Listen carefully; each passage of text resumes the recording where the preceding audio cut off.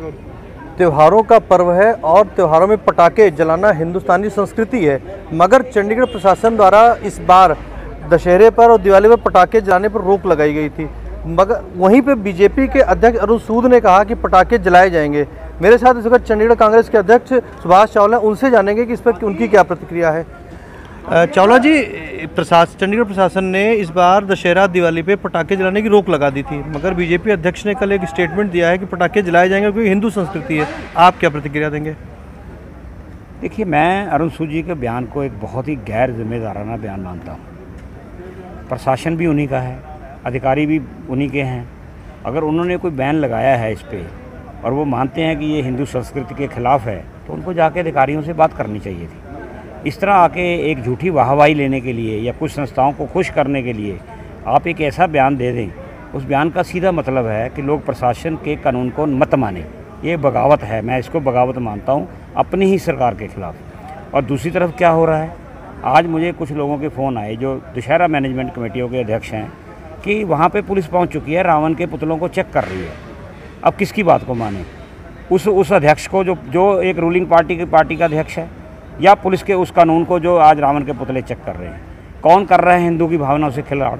अरुण सूद जी खुद कर रहे हैं। इसका मतलब ये है। आपका व्यक्तिगत मत क्या है, पटाखे जलाए जाने चाहिए या नहीं जलाए जाने चाहिए? इस पे मैं पिछले साल के कई सालों के अगर अपने अनुभव की बात करूं तो शहर में दो हिस्सों में बटा हुआ है शहर। इसमें एक तो बहुत बड़ा तबका ये है कि वो कहता है जी नहीं, ये जो बैन लगा है ठीक लगा है, इस पे पॉल्यूशन जो शहर में बढ़ता है, उसके अलावा जो एनवायरनमेंट पे बाद में फ़र्क पड़ता है। जैसे पटाखों के दौरान कई सालों से देखा गया कि यहाँ से चिड़िया ख़त्म हो गई, कुछ पक्षी मर जाते हैं।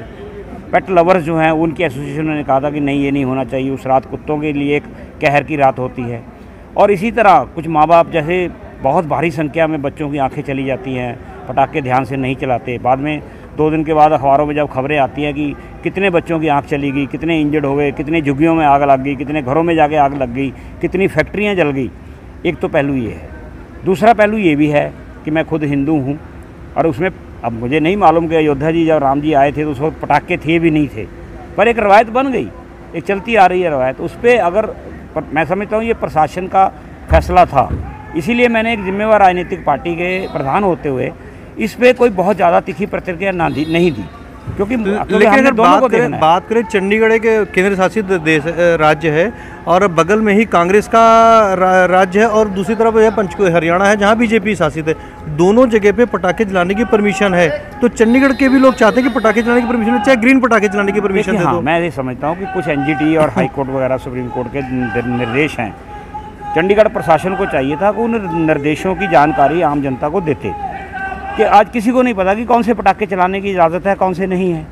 इसमें सरकार को अवेयरनेस कैंपेन चलाना चाहिए था। और मैं ये मानता हूँ कि जब हरियाणा में पंचकूला और मोहाली दे रहे हैं तो प्रदूषण इतने ज़्यादा को बैरिकेड आसमान में अभी लग नहीं सकता कि उनका प्रदूषण चंडीगढ़ में नहीं आएगा, असर तो उसका भी पड़ेगा। इसीलिए ये ट्राई सिटी कंसेप्ट इसीलिए सोच के बनाया गया था कि पंचकूला, मोहाली और चंडीगढ़ के अधिकारी आपस में बैठे, जो भी फैसला लेना है वो तीनों शहरों पर लागू होना चाहिए। ये चंडीगढ़ प्रशासन की कहीं ना कहीं चूक है कि वो दोनों अपने पड़ोसी राज्यों के साथ कोई कोऑर्डिनेशन नहीं बना पाए। आप थे चंडीगढ़ कांग्रेस के अध्यक्ष सुभाष चावला, जिन्होंने कि बीजेपी अध्यक्ष अरुण सूद के बयान पर कड़ी प्रतिक्रिया दी है कि ये बयान कहीं ना कहीं एक चुनावी बयान है, ताकि जो हिंदूवादी लोग हैं या हिंदू संगठन है वो खुश कर दें, ऐसा सुभाष चावला का कहना और मानना है। HBC टीम देखने के लिए आपका बहुत बहुत धन्यवाद।